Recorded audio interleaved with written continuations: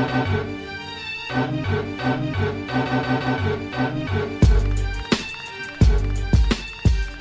what's up, and welcome to episode 74 of Throwback Hoops.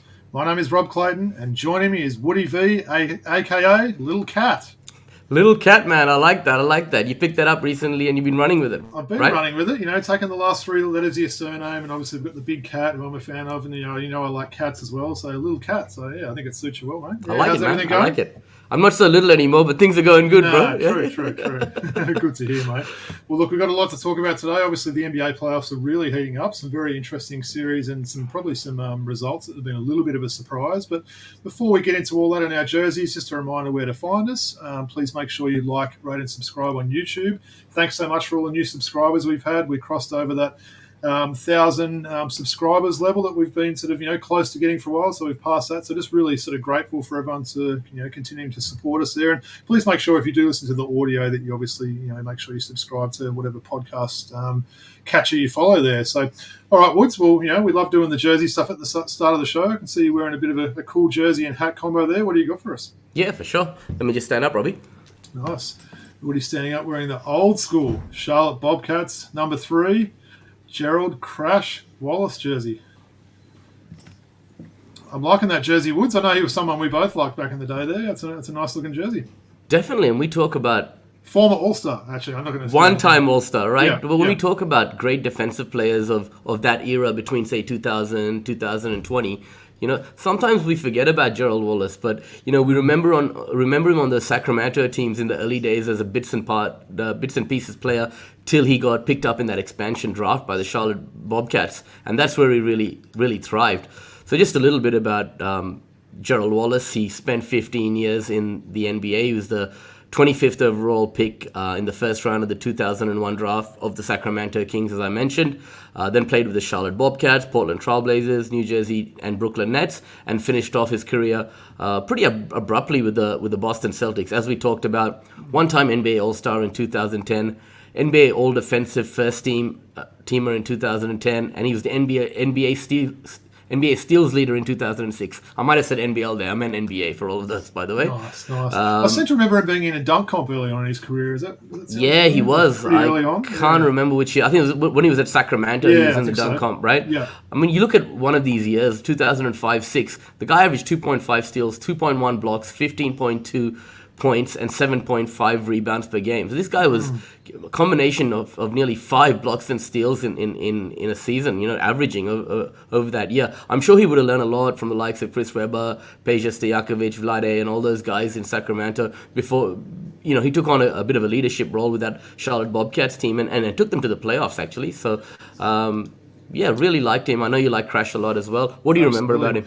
Well, it's funny. You and I have been playing Yahoo Fantasy for 20 plus years. He was a really high draft pick. You mentioned that steals and blocks combo there. He was one of those players that just sort of gave you all those stats there. But yeah, just another one of those players that seemed to get the most out of his skill sort of set there. I mean, you mentioned a 25th pick in the draft, and he got a 15-year career and a one-time All-Star. So he probably really exceeded expectations there. But yeah, always seemed to be a good teammate and someone that was sort of beloved amongst his teammates and that there. But you're absolutely right. It's a name that probably does get forgotten about. I haven't thought about him for a long time, so yeah, it's a good one to show. And look, Robbie, in those first 3 seasons, 8 minutes a game, 12 minutes a game, 9 minutes a game. Then he went to Charlotte in that expansion draft, 30 minutes a game, 34, 36, 38. So he really got that opportunity to thrive. Yeah. And that's where, and you remember him most as a Charlotte Bobcat, I'm sure. Definitely, yeah. And the hat in honor of anyone, or you just thought it looked good this week? No, I just matched the outfit, man. So Cool. I'll run with that. Yeah. All right, nice one. I like that. Well, probably a little bit more obscure, even though your one's kind of obscure, even though he was an All-Star. So I guess today I'm doing a double of some NBA little guys. So one that had a real cult following and one with an NBL connection. So today hanging behind me is a Aaron Brooks Red Rockets Adidas jersey. So just a little bit on Brooks, who is listed as 6 foot, but always seemed a lot smaller to me. So I reckon he was probably closer to that 5'10" mark. I like to, exaggerate there a little bit on height. Look, he was drafted out of Oregon at pick 26 in the 07 NBA draft.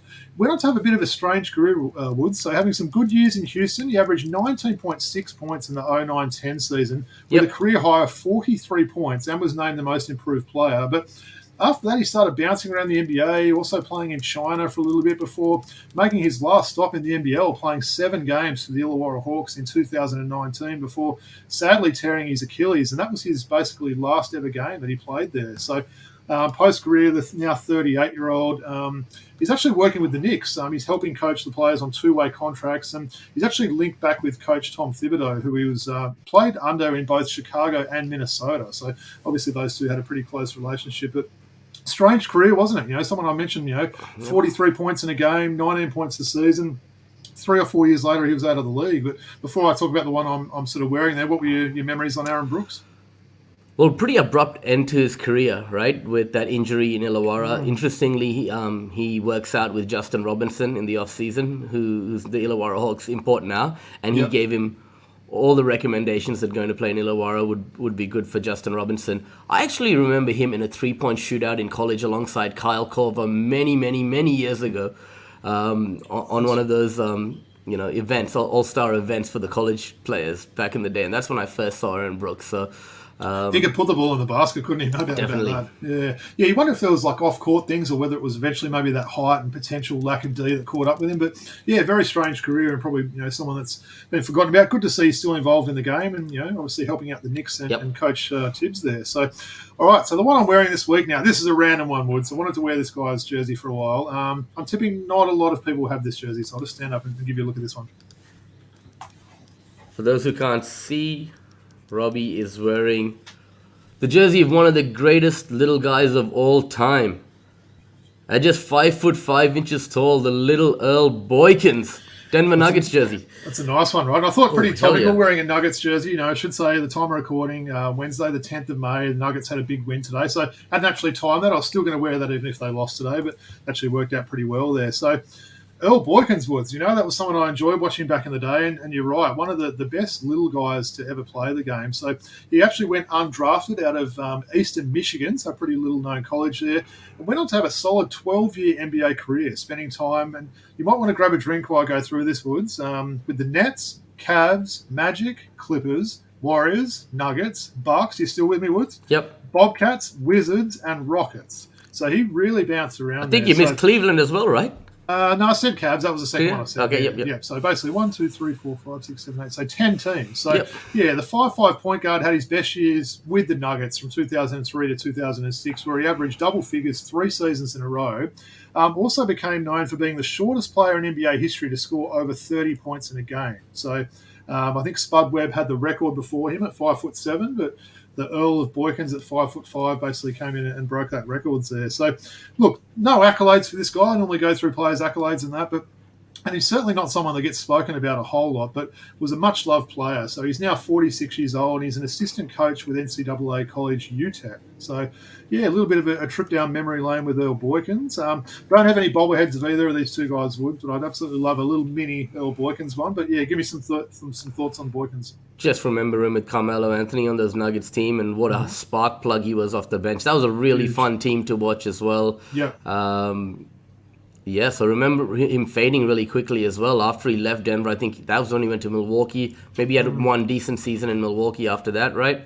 Yeah. And then quickly faded out of the league. But for someone at that height to have, such a long and illustrious career, just looking here, you're talking at 652 NBA games at 5'5". For all the little guys out there, it's motivation that if you work hard, you can make it. So he has speed and quickness, right? So much speed. Yeah. Loving this jersey as well. But it's actually one of those rare sewn Adidas ones. So there wasn't a lot of those back in the day. So it's the Hardwood Classics one there. So yeah, pretty random one. So yeah, I've been wanting to show this one for a while. So I'm liking our jerseys this week. Crash Wallace, Aaron Brooks, and Earl Boykins. So for sure. Certainly keeping it interesting. Same Europe. That's right, exactly right. Well, let's get into some NBA playoffs, Wood. So things have really heated up, since we spoke last week there. I guess just a state of play where we're at now. I mentioned it's Wednesday the 10th of May. So in the East, we'll start off with the East actually, Wood. So both teams that are leading have 3-1 leads, and probably both, you could say, were underdogs in this one. So the Heat are leading the Knicks 3-1. And probably in a real surprising one there, the 76ers are leading Boston 3-1 there. Let's start with these two series. And let's start off with the Heat and Knicks there, Woods. What are your thoughts been on this series so far? Well, Jimmy Butler, I mean, Jimmy Buckets has just been amazing, right? You talk about a guy putting a team on his back. He's led the team in scoring for every game of the playoffs so far. I think I saw that statistic today, and he didn't let down to 27, 10 assists in that game Some 4. big blocks as well, right? Yeah, 2 blocks, 2 steals as well. Yeah. And you've seen Bam Adebayo come to the party, the second All-Star on that team, 23 and 13. Kevin Love starting. I saw he did one of your favorite Kevin Love, Wes Unseld passes to find.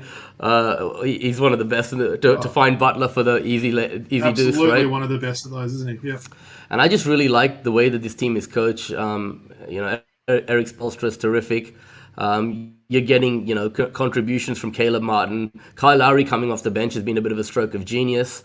Duncan Robinson, as we spoke about last week, has started to contribute. I mean, you talk about losing Tyler Hero. They lost Victor Oladipo as well for a season-ending injury. So it's kind of incredible what they're doing here. Yeah. It was good to see Bam step up yesterday, wasn't it? That was his highest scoring game of the playoffs there. I think his second highest rebounding game. So I think they're going to need that. Well, look, obviously Game 5 is tomorrow. The big question is, does this finish tomorrow, or can you see the Knicks winning this one? I can see the Knicks. We're back in New York now for tomorrow's game, so I can see the Knicks winning this one and stretching out to 6. Yeah.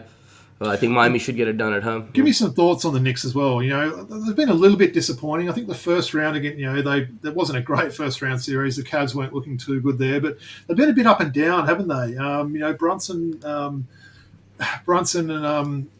and maybe Barrett haven't been quite their normal selves there, and we know obviously Julius Randle hasn't been very consistent as well. What are your thoughts been on the Knicks so far? Yeah, just a bit of inconsistency there. Obviously, a lack of playoff experience with a lot of these guys as well. So I think, you talk about guys like Jimmy Butler and Kevin Love and Kyle Lowry. They've been there before. I'm surprised that a guy like, Evan Fournier, Derrick Rose, who are deep on that bench, those veterans, haven't been called upon to actually contribute at least a little bit in this series, right? Well, especially with Quickly, sort of, he hasn't been himself. He's been injured a little bit as well, but he was such a strong part of their team in the regular season. He's not giving him anything in this series either. Yeah, he didn't play at all. I think he was injured. He was injured. Yeah, he was out injured. Yeah. But again, even more reason for guys like Fournier on his giant contract there, and guys like Derrick Rose to maybe play. But it's just not happening, is it? But I tend to agree with you. I think they will win that home game tomorrow. Obviously, by the time this comes out tomorrow, we might look like absolute gooses if Miami wrap this up 4-1. But yeah, I'd like to see the Knicks get one and at least send it back to South Beach there. But yeah, all signs point to Miami winning this one, I think. Yeah, definitely. And when the Knicks look back on this season, they should be pretty happy with what they've achieved, Years struggling to make the playoffs, occasionally they have an appearance. The future is bright with the pieces that they've got there. Guys like Obi Toppin, the aforementioned Emmanuel Quickley. I like what New York is doing there. Quentin Grimes is there as well. Mitchell Robinson. They've got the nucleus to be successful going forward. I think you're right. Making the second round after what they've sort of been through the last few years is a good sign there. And, we always talk about, will they end up getting a big free agent? Well, look, they got one last year in Jalen Brunson. He played great this year. So, I'm not sure what their salary cap situation is like. But if they can continue to add to a little bit, they maybe don't need to try and sign every left-hander that plays in the NBA. Maybe they could actually look at someone that is right-handed next season that might help that team out. But, yeah, it'll be interesting to see how that game goes tomorrow. And, look, we'll go on to the other series now. That's the one that has really surprised me. It's been a really interesting series, I think. I got to catch quite a lot of Game 4, not as much as I would have liked of Game 5 today. But, yeah, at the time of recording, Philadelphia is up 3-2. A bit of a surprise there. They can close it out in that next game. What's your take been on that series? Well, I got to watch quite a lot of Game 5 today. I said it at the start. It's going to come down to the fact that Doc Rivers is going to outcoach Boston, Coach Mazzulla, right? And that's exactly what's happened here. You've seen that an inexperienced rookie head coach make some blunders at key times throughout this series.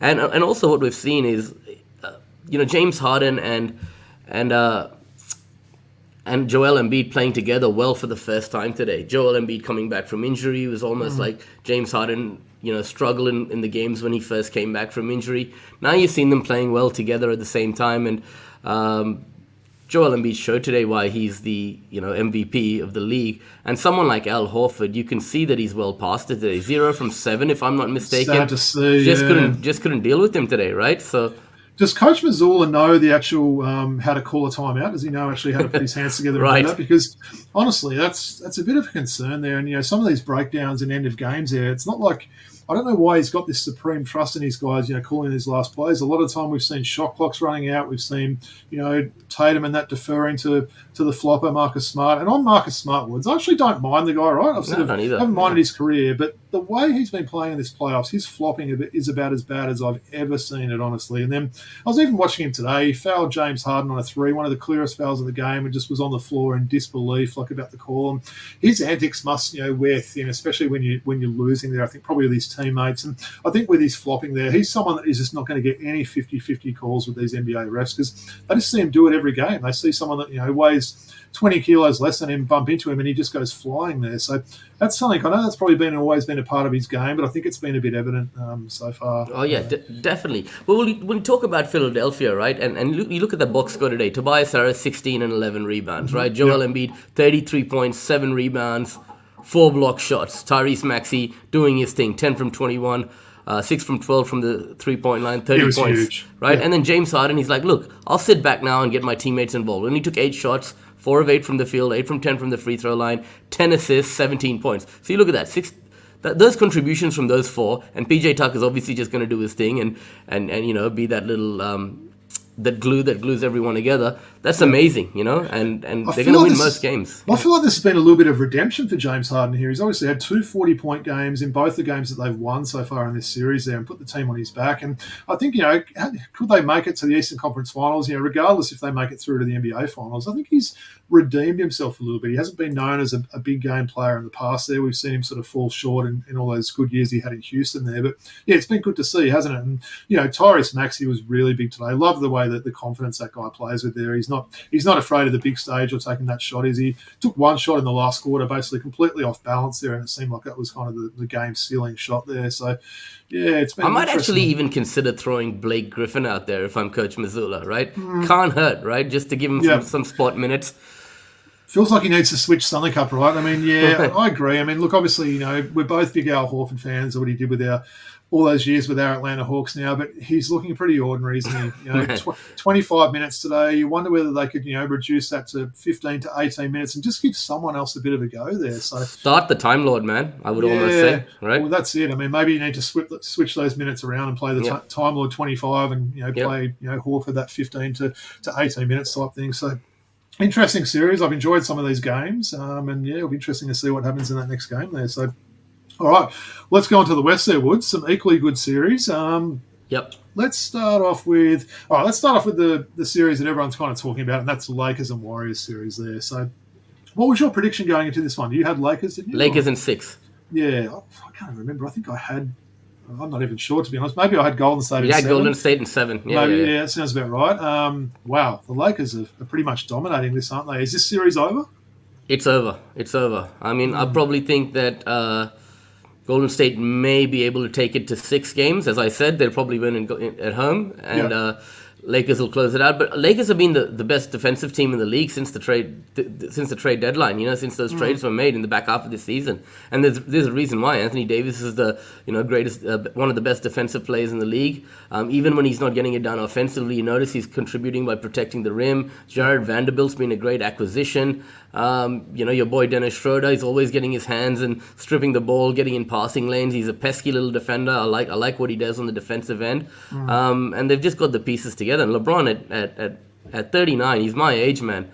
And for him to be doing what he's doing right now is just incredible, right? Yeah, for me, I think they've always had that third player, especially this round, that stepped up there. So it's whether it's been an Austin Reeves or a DS17 or we saw D'Angelo Russell have one really good game. Yeah. Rui's had some good shooting games as well. So I think that's been big for him there. Having that third guy that can sort of contribute there. And there's been a lot of talk that they may even consider not playing big minutes for LeBron and AD in that game 5 there. Not sure if that's something you want to sort of mess around with, doing those sort of things. I think if you're the Lakers, you want to try and just wrap this one up and can get through. But it'd be interesting to see how they come out of that one. Look, I'd go into the game trying to win it, and obviously if there's a bit of a blowout or whatever, I wouldn't mind resting him, and And shout out to Lonnie Walker the fourth, right? Ooh, he was huge, wasn't he? And Good to that's, see. again, someone else stepping up. Yeah, he was huge in that last quarter, wasn't he? Put the team on his back there. Well, look, let's talk a little bit about Golden State there. I know you and I have probably got some thoughts on Jordan Poole.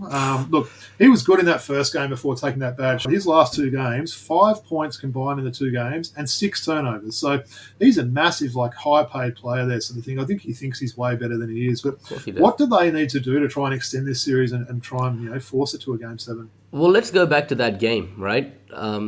That game 4 where Lakers won, right?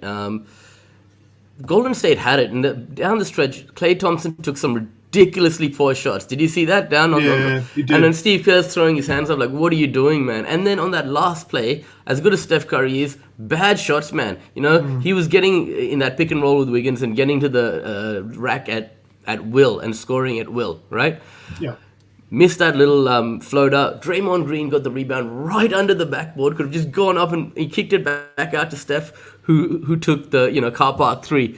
I know he makes those shots, but in playoff games you got to play the percentages there. Draymond could have gone just straight back up, put it in, and that would have been it. So they made some really poor decisions down the stretch. They really should have won that game. Lakers were not really good. They were turning the ball over at will at opportune times. I think they really let one slip. I do like the fact that they brought Gary Payton into Played big minutes too into the starting lineup. Yeah. I think going small is the right idea against this team. JaMychal Green was playing well. Now they're taking him out of the rotation. Kevon What's Looney's the go not with your playing boy much. Looney Woods? Is he? I thought he was injured or sick or something like that, but he's playing like 10 or 12 minutes a No, game. it's just a bit of a matchups wise, isn't it? Matchups wise, and it's been a bit confusing. You saw JaMychal Green go off for 15 odd points the other day, and he was, I think he was starting or coming off the bench, playing significant minutes, right, in one of the games. Yeah. Now they've gone with Draymond Green for 37 minutes, Looney playing 10 minutes, and JaMychal Green playing 2 minutes, right? I like what Dante DiVincenzo brought, and you spoke about Jordan Poole. Moses Moody was good in spot minutes, 19 minutes, 3 from 3 from the field, 7 points. Play Moody and DiVincenzo. And we asked a question on a previous show. You asked me, is Jordan Poole a good NBA player? I'm not sure he is, right? I mean, Are we sure that Golden State are good at developing young players as well? We saw obviously James Wiseman didn't work out. There was obviously injuries there, but we're seeing Kuminga and Moody now. Just these guys are in their second or third seasons now. Looks like we should be getting a little bit more from those, and just doesn't seem like Kerr has any trust in these guys in playing meaningful minutes. What are your thoughts? Is this a team that you could see if they do lose? Say Lakers win the next game and they go out 4-1. Will they make changes next year? Will they try and bring the band back together for another one? What are your thoughts there? Yeah, I mean that's an interesting question, right? There's talk that Draymond might go to the Lakers, right? Have you heard that through the grapevine? Interesting. Well, where I want him to go to, because we talked about it this week. I want him to go to a team like Detroit and see if he still stands out and whether he still has these playmaking abilities when he's not passing to two of the better shooters of all time that he has now. But anyway, I'll tell you what. Speaking of Draymond, Klay Thompson, Steph Curry, these guys were all drafted and developed through that Golden State system, albeit many, many years back. Yeah. So there has been a time where the Golden State has been good at this. Just wonder whether they still have it though, right? Yeah. And Mark Jackson, had a little bit of the, a say into that as well with sort of those guys early on in their career. But yeah, it's been an interesting one, hasn't it? I kind of hope for selfish reasons it does go longer. I think I like the mystique of Curry and LeBron having this extra battle, playing with different, in the same conference now, which they weren't doing before. But we'll see what happens there. And look, we'll finish off with probably the series that I think we've both probably enjoyed the most. I'm probably speaking for yourself there, but I'm talking about this Denver and Phoenix series there. Loved it. Really enjoyed it, right? So, Denver have now taken the 3-2 lead after a big 16-point victory at home against Phoenix today. Give me some thoughts on this series. As Stephen A. Smith said, Devin Booker is the light-skinned Mamba. You heard that? Did he shout that when he said it? He shouted it. Oh, he did. Light-skinned Mamba, right? And this guy's on a tear, man. I mean, today he came back down to earth, 8 from 19. I know they got a bit of a whacking today in Denver, but the kind of run that Devin Booker's been on has been incredible, man. I think there was a stage where he had made 32 of his last 40 shots. Yeah, crazy. That's just incredible. Yeah. And he can just get it done in a variety of different ways. This is someone that you don't mind shooting mid-range shots. He can score at the rim, take it to you from the mid-range or from the three-point land. So he's a very multi-dimensional player. Can get it done in many ways. He's improved as a defender, and I honestly think that having Chris Paul leaving that lineup really helped them. because they're pushing the ball with Cameron Payne or Devin Booker, right? They're not playing as much half-court basketball anymore, and that really helped them. So this is really, really going to be a good series. But you saw what Denver did today. It was real concern, but everyone's won at home in the series. So, home court advantage may play a huge part, and Denver might get it done in 7 on their home floor, right? Hey, Woods, there's one name I want to mention here off the Denver Nuggets bench today. I think you might know who that was, right? Bruce Brown. Oh, hell yeah. Wow. 25 points. So he was, the second leading scorer after the Joker with 29, but 25 points, 7 of 11 from the field, 5 rebounds there. So he's been a really good acquisition getting him from the Nets last year, hasn't he? Yeah. And with Bones Highland being shipped off to the Clippers, he's almost a de facto backup point guard for that team, right? And did you see him get into it with Kevin Durant today in that technical foul? All teammates just joking with each other, right? That's it. Yeah, there's a few little incidents in that game when players getting a bit annoyed with each other, weren't they? But the other one I thought was Jamal Murray started pretty slow in that game for Denver, but ended up with pretty solid stats there. So he ended up with 19 points, 5 rebounds, 6 assists there. So he certainly played his part after shooting pretty poorly. I think Michael Porter's been pretty consistent as well. His rebounding is it's been a bit of a knock I've had on him in the past for a guy so big. His reboundings haven't been up there, but 8 boards today, 19 points, and pretty efficient, 7 of 11 from the floor. But he still takes some terrible shots. Yeah, he does. He took a bad one in the game before, didn't he? In game 4, where he just sort of jacked one up, or he had the Joker under the ring. How good's the Joker been in this series? Man, this guy is ridiculous, right? Yeah. I mean, what he does. I mean, he's got the 10 triple doubles. The most ever by a center in 10 triple doubles in playoff situations. Most ever by a center in the history of the league, right? So many times he seems to get fouled when he goes to the basket, and they don't call it as well. He's just so big that it's just like, it didn't affect him. We'll just let it go, sort of thing. But his touch is ridiculous around the rim, man. Just his little floaters that he puts up, and little runners. I don't know why. He reminds me of a bear. I'm not quite sure why. Is there something about like a bear when I see the Joker? I'm like, he reminds me of a bear. Anyway, I haven't seen too many bears play basketball, but he's one maybe. Let's not move on without giving a shout out to our boy Jock Landale, man. Yeah. All right. I know you've been big on that, sort of watching him, and it's good to see. Obviously, Biyombo was getting those minutes over him in the first series, and it's kind of swapped now. But yeah, I mean, he wasn't as good today, wasn't he? He had 5 points, 4 rebounds, but he's getting a fair few minutes there. But he's been important, hasn't he? Yeah, absolutely, and I think this is going to solidify his NBA career, and he's going to make some money on the back. GMs, they recognize performances in big situations like playoffs, and this is really going to help him, right? Yeah. Phoenix need to get a bit of a better hold with their bench. I think their lineups are all over the place. They saw Torrey Craig playing huge minutes in the first series. He's had DMPs in the series, just 4 minutes today. We're seeing, Terrence Ross not playing one game, playing 20 minutes the next. Shamet's been pretty good this series. But it seems very strange with the way they're going with their bench there. And I know obviously a few guys got some minutes towards the end of the game.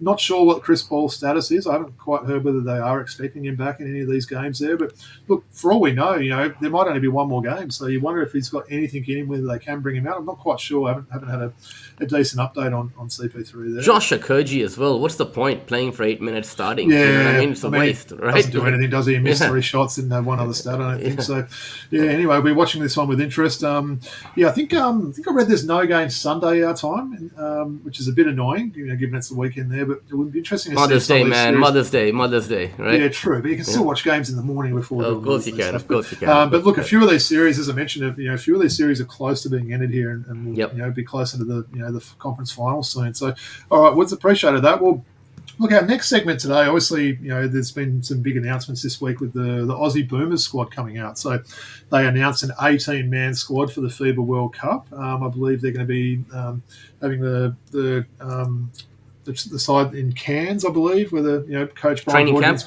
going to trim it down. Yes, obviously they've named 18. They're going to go to 12. As you see, Woody's put up the slide there. Why don't you actually, Woods, before you go through the names you've got there, I wanted to sort of call out a couple of people that I thought were snubs there. Tell me if you agree or not. So I know Aaron Baines, I know you agree with that one. Agree with that one, yep. Mitch Krieg is absolutely a snub. I know there's probably other factors at play there why he's not getting picked, but talent-wise, he probably deserves to be in this squad. For sure. Nathan Sobey, look, he's a snub just because probably he was in that last, Boomers team there, and that's probably the only reason there, but he didn't have a great season, I thought. And another one I know you're sort of pretty high on still is Brock Modem, who's been playing in Japan, I believe. And there's probably one other name that's not on there. Money-making Mitch McCarron, man. How successful was he, playing for the Boomers in in the Asia Cup and whatnot. So I think he that might probably be. would have come down to him or Will Dale White to get that last spot there. But anyway, talk us through the names there, Woods, and maybe we can sort of do some predictions who we think will make it. All right, so we got Xavier Cooks, Dyson Daniels, Matthew Dellavedova, Dante Exum, Sam Froling, Josh Giddey, Chris Golding, Josh Green, Joe Ingles, Nick Kay, Jock Landale, Thon Maker, William McDowell-White, Paddy Mills, Keanu Pinder, Diop Reith, Matisse Thybul, and Jack White. Tell you what, even though there's a couple of snubs we mentioned, that is a damn strong squad, isn't it? I mean, I'm really impressed with that. One name before we sort of go into it, Woods, it's not on there that hasn't been completely ruled out yet is Ben Simmons. And obviously that generated a lot of headlines this week that he's mentioned he might still want to be a part of this. And I think Brian Goorjian hasn't quite shut the door in there. I think Goorjian is quite close to Ben Simmons. Yes. I'm not sure where you stand with that. Give me your sort of thoughts on that, because I'm pretty sort of firm with my opinion. I know what you are, and we're deferring on those opinions, Robbie. I mean, he's still, for me, if he's fit, I think he's been given 3 or 4 weeks to prove his fitness, right? And if he passes the fitness test, he's going to be brought into this training camp, So as a 19th player, and Brian Goorjian is going to give him the time to prove his fitness. I mean, we're struggling maybe in the front line a little bit. Our backcourt players are good, and I think a guy like Simmons could play the 4-5. He can guard from anywhere from 1 to 5. He can play point guard on offense. For me, he's an automatic selection if he's fit and he's got the right attitude in that final 12. All right, so I'll throw my counters at that then, Wood. So firstly, it's the health and durability there. Forget the other sort of factors. We won't mention them, motivation, how much he wants to sort of be on the big stage and that. So health and durability for me is a really big concern. The other thing is as well, I think it's been a little bit lost. The international game is played differently than the NBA game. You get a lot more zone defenses. You get a lot more teams that rely on shooting from the 4 and 5 spot there. So I understand what you're saying. We are a little bit maybe small up front there, potentially could play on that. The guy has just not shown any improvement. He's an awful shooter, let's face it. There's no other way to describe it there. I mean, he's an awful shooter. So I don't know. And just the thing for me, he's just like turned his back on us so many times. It's like, I don't know. I feel like he wants this for him now to try and rejuvenate his career. Well, we needed him to help us in the past, and he committed several times and would always turn us down and sort of leave us and didn't sort of, commit sort of thing. So I'm a little bit like that. I don't think they should, in my opinion, shouldn't shut the door on him for good. I just don't think they should consider him for this campaign. But anyway, we'll find out. And like you said, if he does go to the camp and plays well and shows that he's healthy, maybe he does make it. Well, I think, I'm going to disagree with you there and say that I think he's reached his hand out and he wants an olive branch, right? He's realized that he's done us wrong in the past. He's really struggled with things going on in the NBA. Or does he want that for the Boomers? I think it's a combination of both. I mean, it'll be good for him, but at the same point, he feels like, look, I've let down my country in the past. I really want to go there and be there for them and wear the green and gold. So I'm going to give him the benefit of the doubt and say that he's trying to turn a new leaf and have a second chapter in his life, right? So... That shows the type of man you are, Woods, I must say. You're forgiving, you're a very kind sort of person there. So that sort of comes Thanks, Robbie. And look, I like Ben Simmons. I'm not someone that's totally sort of hating him there. He's done some great things in the NBA. He's been an all-star. He's made multiple defensive teams. The guy can clearly play, but just not sure at the moment whether he's best suited for this. But we'll find out anyway. So that's probably interesting there. But I know we spent a little bit of time and named our 12-men teams, Wood. So I'm not sure if you've got Simmons in it. We can go through it. But why don't you maybe start before we sort of go through it and tell me if you've got any locks there, and I can tell you if I agree, and then we can sort of round out the rest of our rosters. All right, these are the locks that I've got, and I'm sure you agree with me. Mills, in. Yep. Ingles, in. Mm-hmm. Josh Giddey, in. Definitely. Matisse Thybul, in. No, don't have him as a lock. We'll talk about that after. Really? Yep. Really? Okay, that's interesting. Nick Kay, in. 100%. Jock Landale, in. Definitely. Xavier Cooks, in. Don't have him as a lock, but I am definitely considering him. Yep. Okay. Chris Goulding, in. He's 1,000% making it. He's exactly what that team needs. They need someone to fill that one position. So 100% CG43 makes it. Okay. Matthew Dellavedova. Borderline for me. Yeah, I don't have him as a lock. Okay. You've got him as a lock? Yep. Okay. I think we've got our locks sorted there. So right. Our only locks so far are Mills, Ingles, Giddey, Kay, Landale. I mean, what, Green, Exum, Simmons? You don't have, obviously you don't have Simmons. Do you have Green and Exum in there? I do, yeah. Okay, you have Green and Exum in there. I'll tell you on Josh Greenwood's, I think he sort of fills a few sort of roles there. We know he's a good, strong defender. He's definitely improved as a shooter there. Yes. I worry about some of these guys, and that's probably my reason for look, I'll tell you now, I don't have Matisse Thybulle making my team.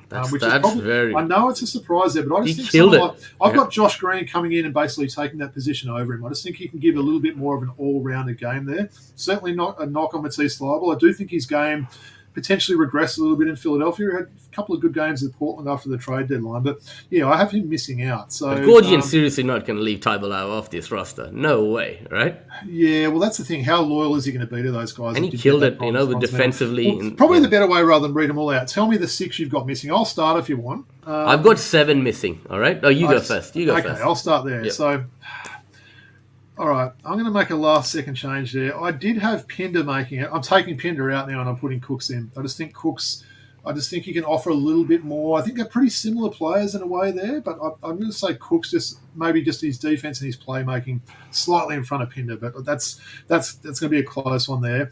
I've got Delhi missing out, Woods, which I know is a bit of a surprise for you there, and look, he probably will still make it, but I've got someone like Dyson Daniels in the team over him there. I just think a slightly better defender. You've got to get to that stage where you do sort of cut ties with some of these older guys. No chance that Joe Ingles and Paddy won't make it, and they 100% deserve it. Samson Froling, I know we both. He's obviously. I think Gorgian probably picked him. Gorgian's coach him, everything else like that. BMW won't make it, but it's probably a little bit closer than what some people think. We maybe need a backup ball handler there. This was the one that I thought was hard, right? Duop Reith. We know Brian Gorgian's got a lot of love for this guy coaching him. If you were to compare, say you put these 4 guys, Wood, so Reith, Pinder, Cooks, and Jack White, they might only pick 2 of those guys, right? So 2 of those guys are missing out. I wonder if Reith could potentially I don't have him in there. With his shooting ability, right? And that's the thing. He's the best shooter out of those. Yep. I mean, Jack White's improved. I think he's the best outside shooter and probably scorer out of those 4 there. So tell us who's missing out for you, Robbie. Who are the 6 that are missing out? So the 6 that are missing out. So Pinder, Delhi, Samson Froling, I love saying his full name, BMW, I'll say Reith, and Matisse Thybulle. So that's my 6 that are missing out. And look, I've got to say, this was really hard there. I know there's probably some people listening to this that maybe don't know the Boomers game that are just going to be like, Nick Kay, what's this guy doing in the team sort of thing? He's 100% a lock, like we said earlier. He's done so much. He's the perfect international player for the Boomers. So I think he's going to make it over some of those bigger name sort of type guys, or potentially people that think are bigger names there. But so that's my ones there. Look, the Exum one was a little bit hard as well.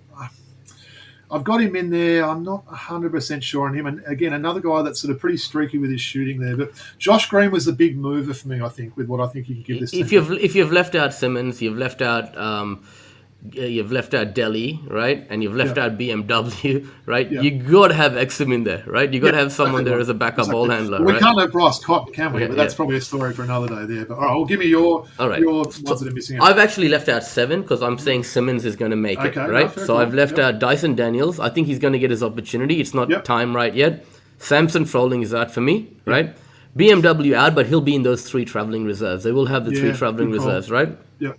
Thon Maker, as good as he was in the Asia Cup, he's out for me. So sorry, that was one I should say. I had Maker making it, which is probably a little bit of a surprise. I like his international game. I do too. He's maybe a little bit of a smoky one, but continue. I do. Okay, no, that's fair. Yep.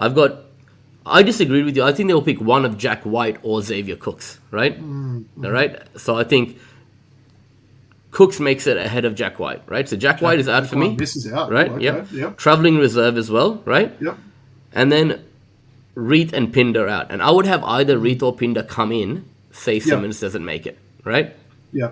So, I don't know why I have a feeling Reith's going to make it. I just, it depends. I think Brian Gorgian's got a lot of sway. As I mentioned, he's coached Reith before. Yeah, wouldn't surprise me. He's obviously a big fan of the guy. So I do like some of the offensive talents that he can bring there. I just think some of those guys like Pinder, Cooks, and Jack White, their offense is decent, but I just think Reith can give him a little bit more. But look, it's a good debate, isn't it? And obviously, you're pretty firm with saying Simmons will make it there, and that's definitely a good call. If he's fit, obviously. Well. If not, I would have Reith or Pinder. I think a guy like Cooks, his game does translate well to FIBA basketball. We've seen him in the NBL, just that Swiss Army knife type player who can do a little bit of everything. He'll be great. Yeah. Can I make a late change, Woods, to my team? Yes.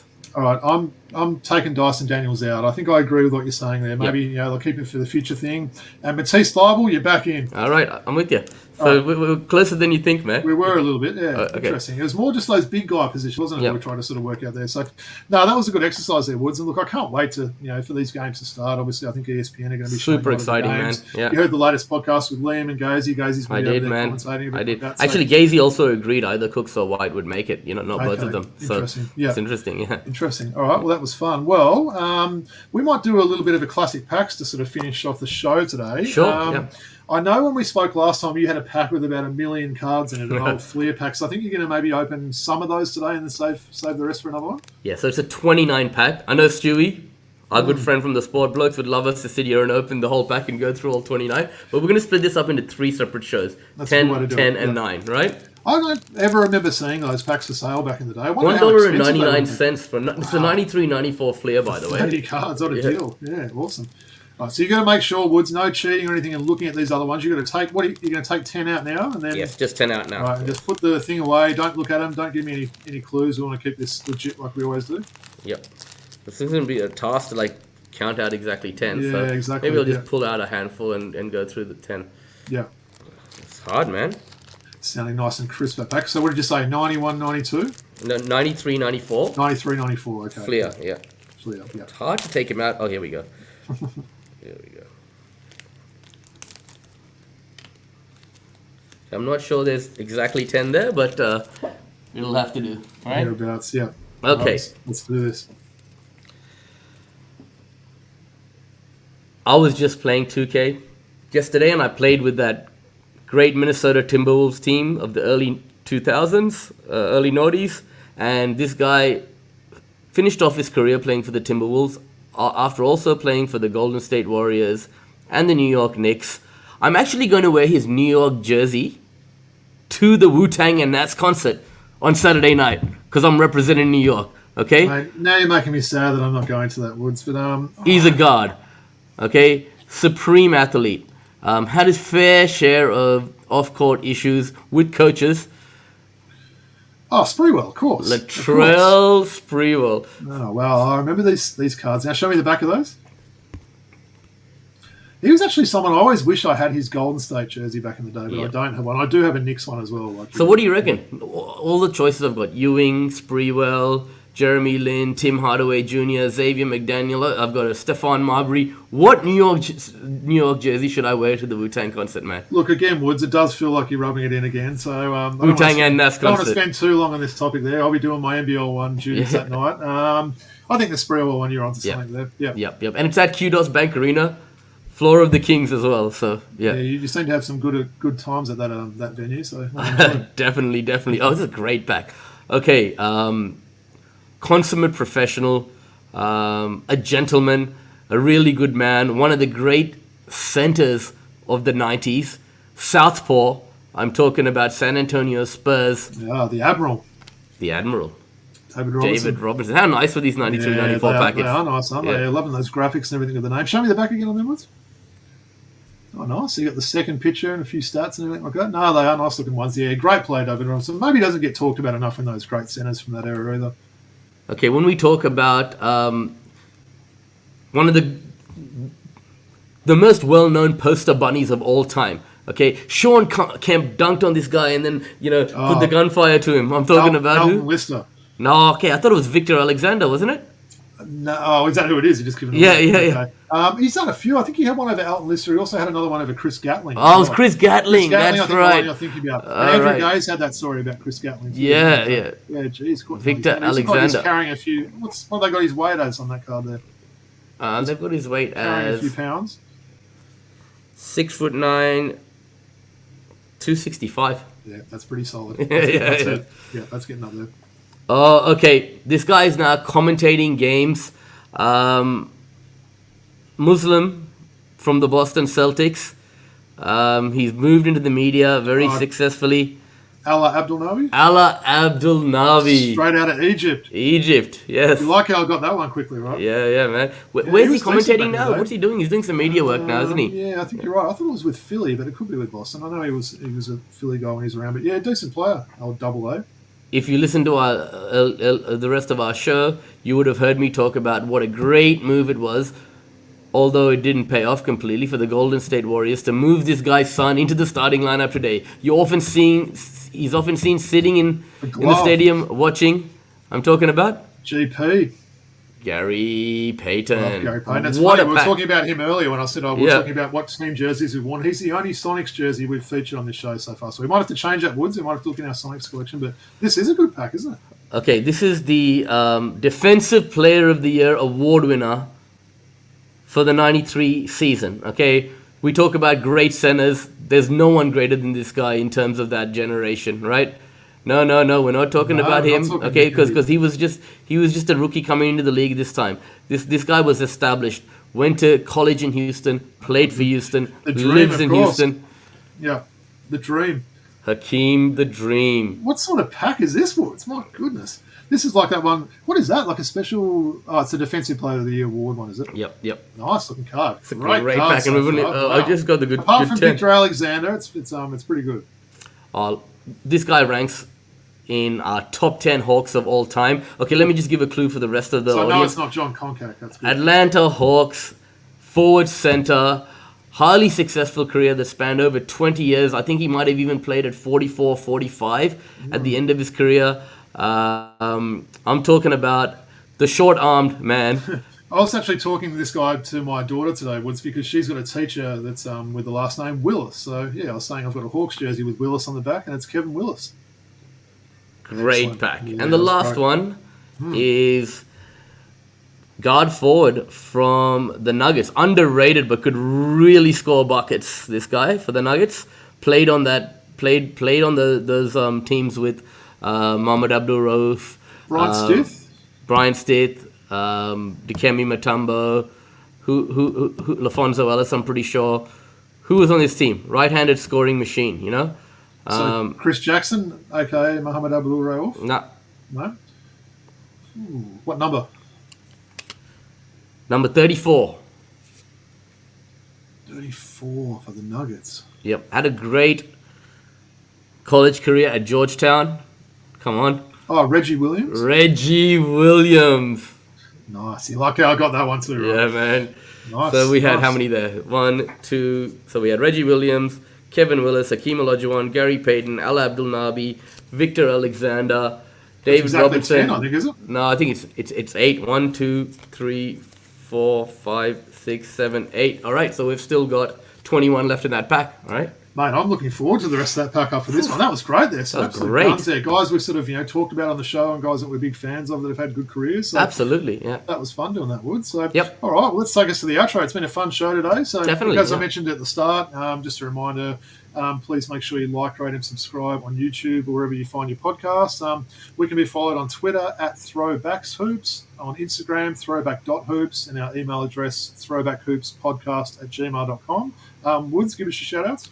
Look, thanks to everyone for supporting us on Patreon. We appreciate it. You can just look up Throwback Hoops and look for the 2 microphones and the Atlanta Hawks logo, and that's the Throwback Hoops logo. We appreciate your support. Absolutely. Look, we did kind of tease it last week, Woods. We were going to have a guest this week that fell through, but what I can confirm is before this month's out, we're going to have 2 former NBL All-Stars. 2. Correct. Coming on there. So really looking forward to that. They're both, the clue is they're both Americans that came here and they both stayed here as well, which is quite interesting. So really looking forward to chopping up with those 2 guys. For sure. So we'll let you know when that's going to be. But otherwise just wanted to thank everyone for tuning in. Woods, I'll give you the last word. Have you got anything for us? No, thanks everyone. Enjoy the playoffs. It's been really exciting. So looking forward to see how it unfolds. And as you said earlier in the show, 1,000 subscribers on YouTube. This wouldn't happen without all the support our fans have given us over the last 2 years. So thank you very much, guys. Well said, Woods. Well, yeah, thanks everyone for tuning in. It's a big peace out from the Throwback Hoops crew. Peace out.